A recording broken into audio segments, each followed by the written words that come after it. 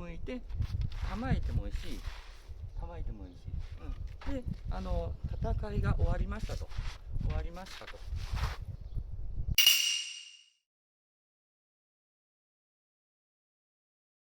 はい、薩摩忍者研究会代表の清永です。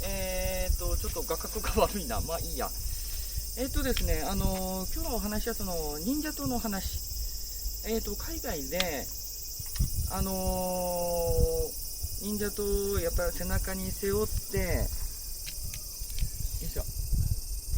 忍者島背中に背負って、で、ここからやっぱりその抜きたいとか、刀を収めたいって方がやっぱり多いみたいなんで、忍者島のお話をしていこうと思います。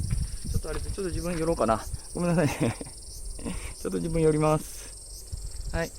で、この忍者島なんだけれども、実際その忍者が背中に刀を背負うっていうのは、もともとその戦国時代とか、まあ別の時代でもいいんだけれども、大きな刀を持ち運ぶために背中に背負ってたっていうところから来ているっていう話です。ですから実際こういった短い刀をわざわざ背中に背負うっていうことはなかったんですよね。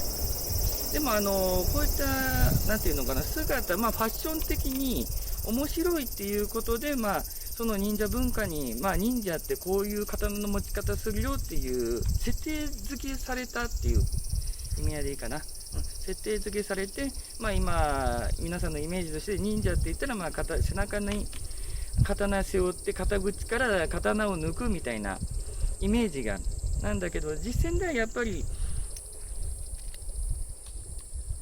普通のまあこういった刀をよいしょちょっとずらしてちょっと下げようかな。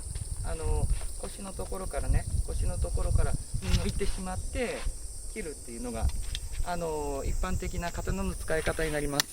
やっぱり腰につけとくことによって非常に扱いやすいというのもあるわけだし背中に背負ってて確かにね、まあ実践的な話をすれば背中に背負うことによって背中からの攻撃を、まあ、確率的に減少させるっていう効果あるかもしれないんだけれども、一般的にその刀を背中に短い刀をね、こういった短い刀を背負うっていうのはあんまりなかった。忍者のファッション付けとして背中に刀を背負ってたっていうイメージでいてください。でやっぱりそういったイメージがあるからどうしても刀背中に背負いたい。で背中からやっぱり抜刀したい、納刀したいっていうのがあるみたいで、海外のSNS とかサイトとか見てれば彼らっていうのはもう本当の刃物を持って背中に背負った状態で納刀抜刀とかしようとしてるから、こっちから見てね非常に見た目が危ない。一時期ちょっと見てたら刀をまあ背負います。そしたらもう刀の刃のところを実際の刃物なのにもこの状態で持って収めようとしてる写真とか出てたから、これちょっと急いでちょっと動画撮ってアップした方がいいよねって今考えて今アップしてるとこです。じゃあ背中に背負った状態で納刀抜刀って実際するんだったらどうしたらいいかっていうのをちょっと説明していきますね。長い刀長刀とか、例えばもう大きな斬馬刀とか馬を切るような刀、それだったらもうそこから背中に背負っていって実践時に背中からちょっと軽く下ろす感じで抜いてそこから動くっていうことはあるんだけれども、実際肩口からの抜刀で居合をしていくっていうのは難しいと思います。まあやろうと思えばねできるとは思うんだけれども、そこら辺はもう皆さんでちょっと研究していってください。で今から説明するのはまあ一つの例として見てくださいね。まあこういった方法があるよ。で自分もキャラクターショーの仕事とかしてて戦隊ものでね、やっぱり忍者のキャラクターで背中に忍者刀を背負っていて、でその中から抜刀したりとか納刀したりとかしてたっていうのがあって、で自分はそのキャラクターの時にはね、その忍者キャラクターにはならなかったんだけど、周りの様子見てて、あ、こんな感じだったかなって今思い出しながら今動画に撮ってるところです。よいしょ。背中に背負って、よいしょ、こんな感じね。背中に背負いました。で、今やりましたけれども、紐はね、だいたい1間半、約3メートル取ってます。で、それ半分こにして今使ってるっていう状況ですね。忍者関係詳しい人だったら、忍者のこういった紐っていうのはだいたい3メートルぐらいあって、うんぬんっていうのは多分知ってるかと思います。その紐ですね。うん、で、ここ栗型見えるかな。栗型って言って、よく作業とか通すパーツがあるんだけれども、この下のところに紐を、まず一番上の紐を巻いてる。で、下も背中にかける感じで巻いたっていう状況ですね。で、忍者刀の場合直刀だから、刃の上下が分かりでもう収めようと思えばこの状態でも収められるし、この状態でも実際も収められるんですよね。なんだけれども、やっぱり通常の内刀とかそういった刀に倣って栗型を基準に刃が上、栗型のある方に見たらこういった形の時に刃が上になるような形で収めた方が土佐の場合扱いやすいと思います。普通の片玉でもそうだね。栗型があるところをこっちに向けると刃が上になるね。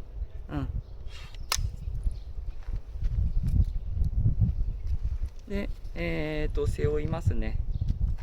よし、ちょっと紐が崩れちゃった。まあいいや。ちょっと紐がブラブラしますけれども、そのままやっていきます。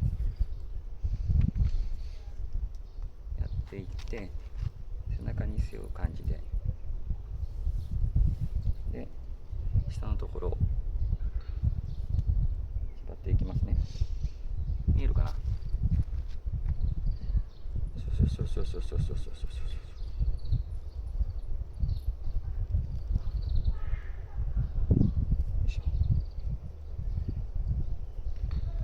もう縛り方はどうでもいいと思います。やりやすい感じでやってください。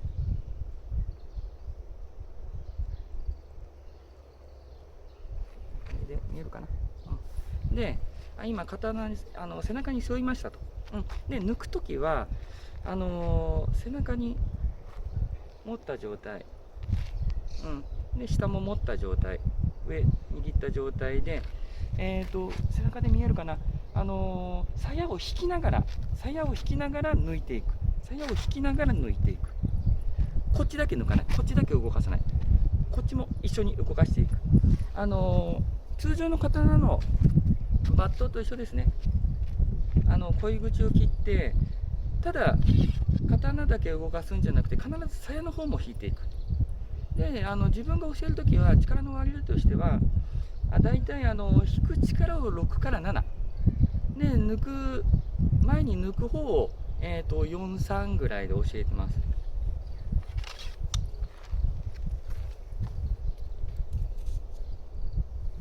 だからありましたと。肩背負ってます、相手が来ました。抜いていきます。そしたらまず鞘を払わないといけないから、鞘に必ず手を置いて、見えるかな。鞘に手を置いて、で柄のところにも手を置いて、鞘を引きながら抜いていく。 OK、 鞘を引きながら抜いていく。で変わっちゃったかな。で収めるときはこれだとなかなか収めきらんから、一回これ動いてるんで紐を直して、背中のところ当ててから背中に持っていく。そしたら背中の方に鞘が見えるかな。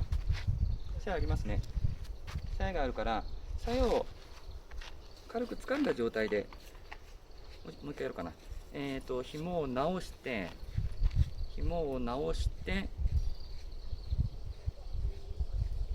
滑らせながら、先まで来たら背中の方に回す。背中の方に回す。で鞘を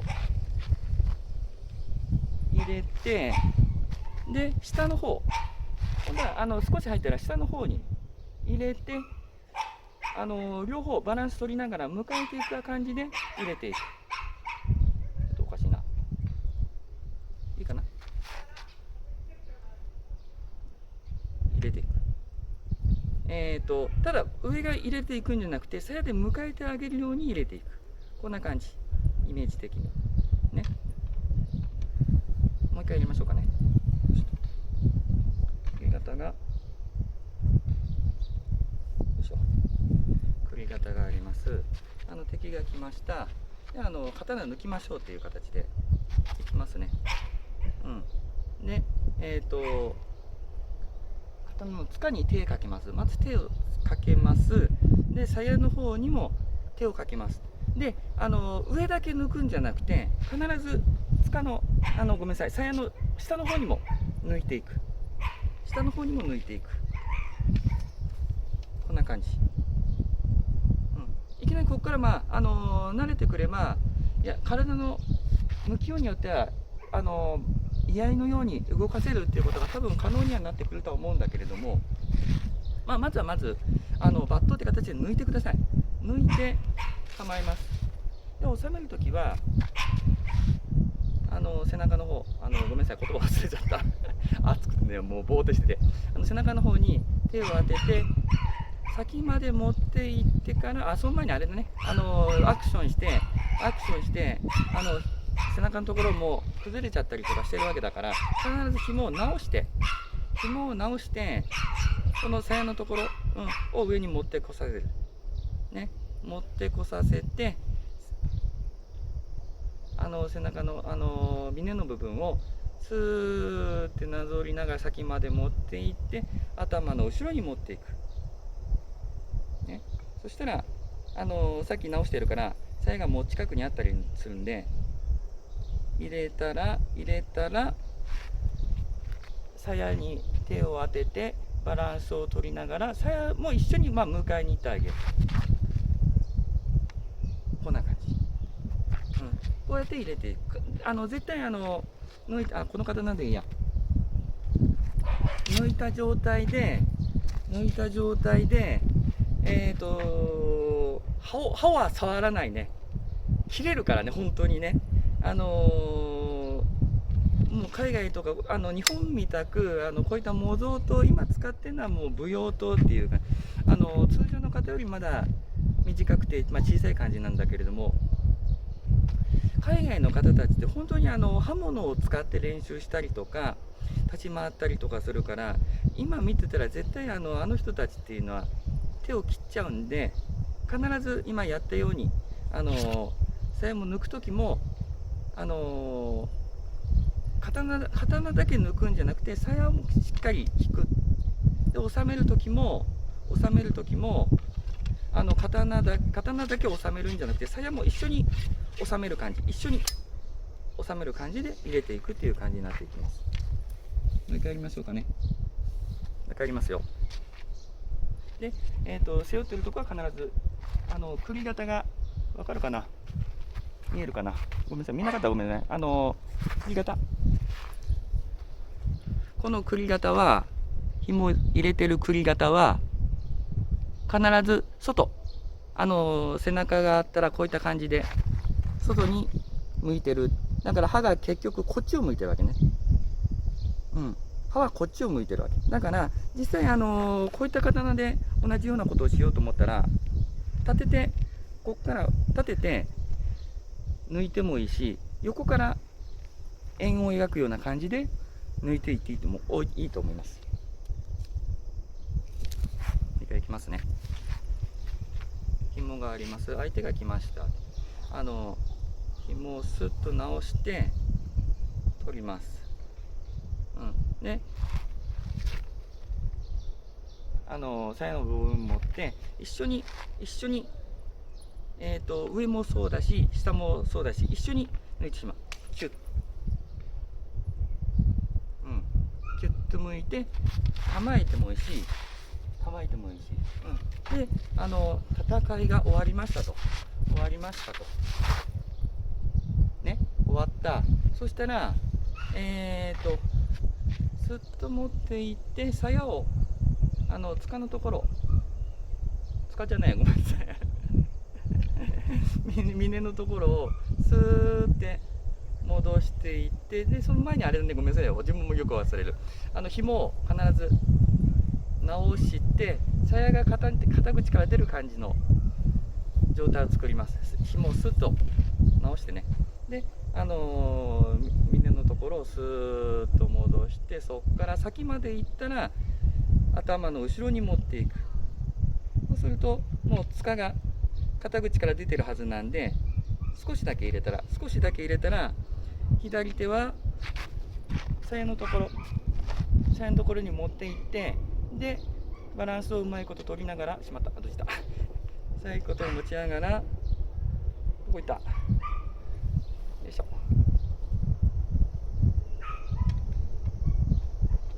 持ちながら一緒に入れていく。こんな感じで、感じになります。で一応こういうのはもう本当アクションとかファンタジーの世界ね、実際こういった刀っていうんだったら、短くするんだったらよく自分も SNS とかいうように大きめのまだナイフをもう腰に何本か入れといた方がまだ対処はしやすかったりとかする。